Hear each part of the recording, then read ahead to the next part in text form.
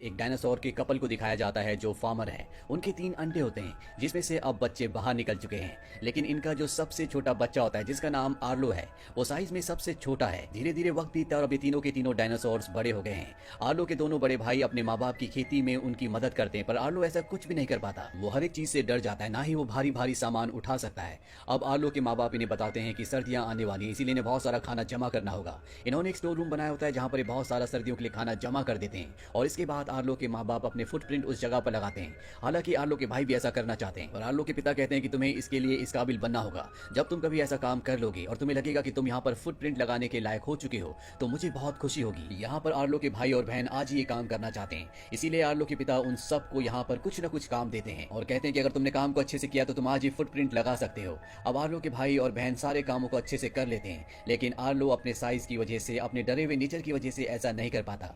Arlo के भाई और बहन भी अपने फुटप्रिंट को यहाँ पर लगा देते हैं, लेकिन अब सिर्फ आर्लो बचा है जिसे ऐसा करना है। अगली सुबह जब ये उठते हैं तो देखते हैं कि इनका खाना वहां से किसी ने चुरा लिया। आर्लो के पिता आर्लो को एक काम देते हैं और कहते हैं कि जिसने भी हमारा खाना चुराया है उसे तुम्हें पकड़ना होगा और अगर तुम इस काम में कामयाब हो जाते हो तो तुम भी अपने फुटप्रिंट को यहाँ पर लगा सकते हो। और अब आर्लो किसी भी कीमत पर उस चोर को पकड़ना चाहता है। आर्लो अपने पिता के साथ यहाँ पर उसे पकड़ने के लिए जाल बिछाता है और कुछ ही देर बाद जब आर्लो यहाँ पर अकेला होता है तो वहां पर एक जंगली बच्चा आता है जो एक बार फिर से इनका खाना चुराना चाहता है, पर अब वो जाल में फंस चुका है। वो आर्लो से कहता है कि मुझे यहाँ से छोड़ दो। हालांकि आर्लो के पिता ने कहा था कि तुम्हें उसे मारना होगा, लेकिन आर्लो उसे मार नहीं पाता, उसे छोड़ देता है। और जब आर्लो के पिता को बात पता चलती है तो उन्हें बहुत गुस्सा आता है। वो कहते हैं कि तुम्हें डरना छोड़ना होगा और इसके बाद वो आर्लो को अपने साथ ले जाते हैं ताकि उस जंगली बच्चे को पकड़ सके। चलते चलते ये एक घाटी में पहुंच जाते हैं। अब यहाँ पर बिजली चमकना शुरू हो जाती है। आर्लो को बहुत डर लग रहा होता है और अब यहाँ पर बारिश भी होना शुरू हो जाती है। आर्लो के पिता कहते हैं कि हमें घर वापस चलना चाहिए, लेकिन अब नदियों का पानी बहुत ज्यादा बढ़ चुका है। आर्लो के पिता देख लेते हैं, इसीलिए वो आर्लो को उछालकर चट्टान के ऊपर फेंक देते हैं, पर जब वो खुद ऊपर आने की कोशिश करते हैं तभी नदी का बहाव उन्हें अपने साथ बहाकर ले जाता है,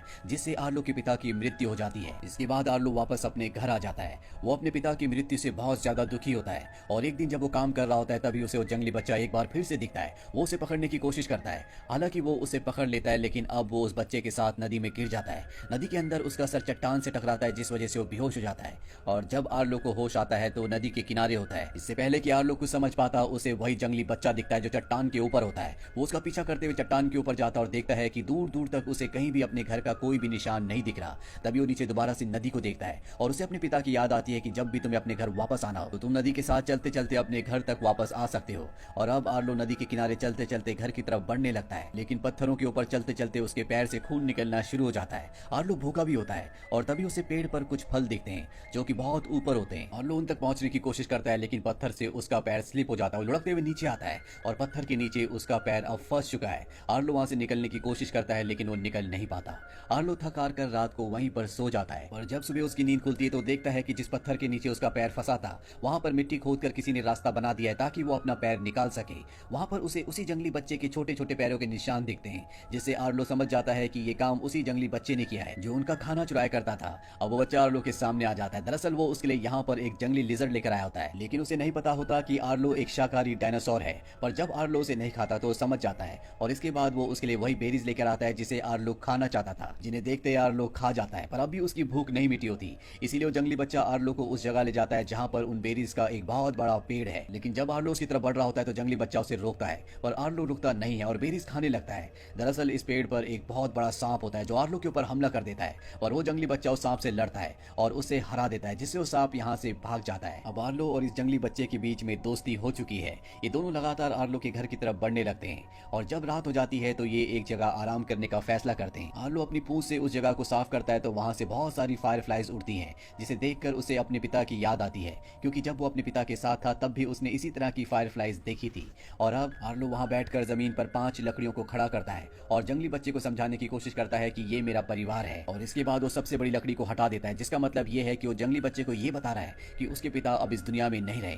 ये देखने के बाद जंगली बच्चा भी 3 लकड़ियों को खड़ा करता है और इसके बाद वो 2 बड़ी लकड़ियों को हटा देता है। आर्लो समझ जाता है कि उसने अपने माँ और बाप दोनों को ही खो दिया है और अब वो इस दुनिया में अकेला है। वो जंगली बच्चा भी आर्लो की तरह उदास हो जाता है और इसके बाद ये एक दूसरे के साथ सो जाते हैं। अगली सुबह जब ये उठते हैं तो नदी के रास्ते आगे बढ़ना शुरू करते हैं, पर तभी एक बार फिर से तूफान आ जाता है। नदी का पानी बहुत ज्यादा बढ़ जाता है। आर्लो बुरी तरह से डर जाता है, इसीलिए वो यहाँ से भागना शुरू कर देता है। भागते भागते वो एक पेड़ के नीचे आता है और वहीं पर छुप जाता है। जब तूफान पूरी तरह से शांत हो जाता है तो आर्लो देखता है कि वो नदी से बहुत दूर आ चुका है।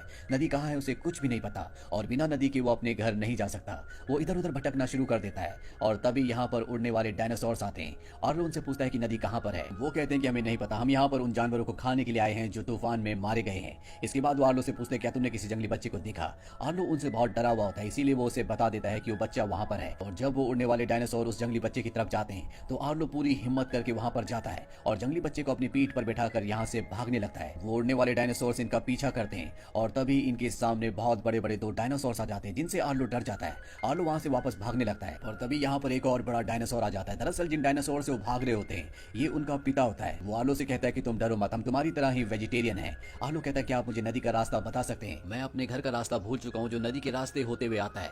वो डायनासोर कहता है कि मेरी भैंसों का झुंड खो गया है।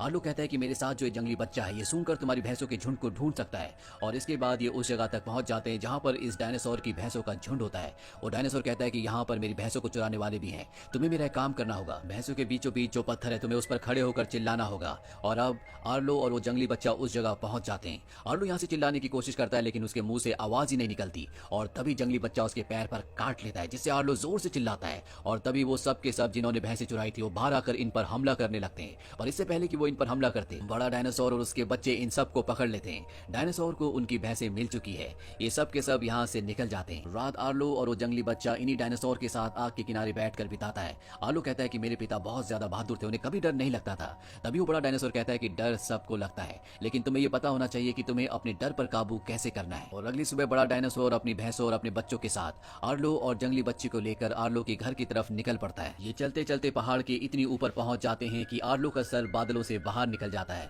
और तभी उसे सामने वो चट्टान दिखती है जो उसके घर के पास है। आर्लो समझ जाता है कि जल्दी वो अपने घर तक पहुंच जाएगा। इसके बाद डायनासोर्स इन्हें यहीं पर छोड़कर वापस निकल जाते हैं और अब आर्लो और जंगली बच्चा दोनों खुशी खुशी चिल्लाते हुए उस तरफ बढ़ने लगते हैं। और जब वो छोटा जंगली बच्चा चिल्ला रहा होता है तभी उसी तरह की आवाज उसे सामने से आती है और जब ये दोनों सामने देखते हैं तो वहाँ पर जंगली बच्चे की तरह दिखने वाला एक आदमी होता है। दरअसल यही आदमी आवाजें निकाल रहा होता है। जंगली बच्चा उसकी तरफ बढ़ने लगता है लेकिन आर्लो उसे मना करता है और अपनी पीठ पर बैठाकर यहाँ से आगे की तरफ बढ़ चलता है। और तभी वहाँ पर उड़ने वाले डायनासोर जो पहले भी जंगली बच्चे को मारना चाहते थे वो वहाँ पर आ जाते हैं। वो जंगली बच्चे को पकड़ लेते हैं। हालांकि आर्लो उसे बचाने की कोशिश करता है लेकिन वो डायनासोर उसे अपने साथ उड़ाकर ले जाते हैं। आर्लो चट्टान से नीचे गिर जाता है और पेड़ की लताओं में फंस जाता है। पर तभी वहाँ पर उसे एक बहुत बड़े डायनासोर का साया दिखता है और ये और कोई नहीं बल्कि उसके पिता होते हैं जिन्हें देखकर वो खुश हो जाता है। आर्लो अब उन लताओं से आजाद हो चुका है। वो अपने पिता के पीछे पीछे जाने लगता है। दरअसल उसके पिता उसे वापस घर ले जा रहे होते हैं और तभी आर्लो देखता है कि जमीन पर यानी कि मिट्टी पर उसके पैरों के निशान तो बन रहे हैं लेकिन उसके पिता के पैरों के निशान नहीं बन रहे। दरअसल उसे सिर्फ अपने पिता के विजन्स दिख रहे होते हैं। वो उन्हें कहता है कि वो घर जाने से पहले अपने दोस्त जंगली बच्चे को छुड़ाना चाहता है। उसके पिता को अपने बेटे पर गर्व होता है और अब आर्लो उस तरफ बढ़ चलता है जहाँ पर उड़ने वाले डायनासोर उस जंगली बच्चे को ले गए हैं। आर्लो देखता है कि नदी के किनारे वो डायनासोर उस जंगली बच्चे को खाने की कोशिश कर रहे हैं लेकिन वो पेड़ के अंदर चला गया होता है, वहाँ पे छुपा होता है। और अब आर्लो को बहुत गुस्सा आता है। वो भागता हुआ जाता है और उड़ने वाले डायनासोर को टक्कर मारता है और इसके बाद वो डायनासोर की तरह चिल्लाता है जिससे वो उड़ने वाले डायनासोर डर जाते हैं। और इससे पहले कि वो अपने दोस्त को बचाता पानी में एक बार फिर से फ्लड आना शुरू हो जाता है जिससे पानी का लेवल बढ़ जाता है। और ये फ्लड ठीक वैसे ही था जिस फ्लड में उसके पिता मारे गए थे। लेकिन अब आर्लो अपने दोस्त को बचाना चाहता है इसीलिए वो अपनी जान की परवाह किए बगैर पानी में कूद जाता है और इससे पहले कि फ्लड जंगली बच्चे से टकराता वो उसे पकड़ लेता है। ये दोनों के दोनों ऊपर झरने से नीचे गिर जाते हैं लेकिन आर्लो ने उस जंगली बच्चे को बचा लिया है। वो उसे किनारे पर ले आता है। आर्लो ने जंगली बच्चे की जान बचा ली है और अब ये दोनों के दोनों आर्लो के घर की तरफ बढ़ने लगते हैं। और तभी वो केवमैन जो पहले भी इनके सामने आया था वो एक बार फिर से इनके सामने आ जाता है। जंगली बच्चा भागते हुए उसके पास जाता है। वो केवमैन उसे अपने गले से लगा लेता है। यहाँ पर उस केवमैन की फैमिली भी होती है। दरअसल ये इस जंगली बच्चे को अपने साथ रखना चाहते हैं, अडॉप्ट करना चाहते हैं। पर जंगली बच्चा वापस आर्लो के पास आ जाता है लेकिन आर्लो उसे वापस उनकी तरफ धकेलता है क्योंकि वो जानता है कि उसे अपने जैसे लोगों की जरूरत है, उसे प्यार की और केयर की जरूरत है। और जंगली बच्चा भी समझ जाता है कि यही उसके लिए ठीक होगा। ये दोनों एक दूसरे को अलविदा कहते हैं। इन दोनों की आंखों में आंसू होते हैं लेकिन अब आर्लो अपने घर से बहुत नजदीक है। जल्दी वो अपने घर पहुंच जाता है जहां पर वो अपनी मॉम और भाई बहन को देखकर बहुत खुश होता है।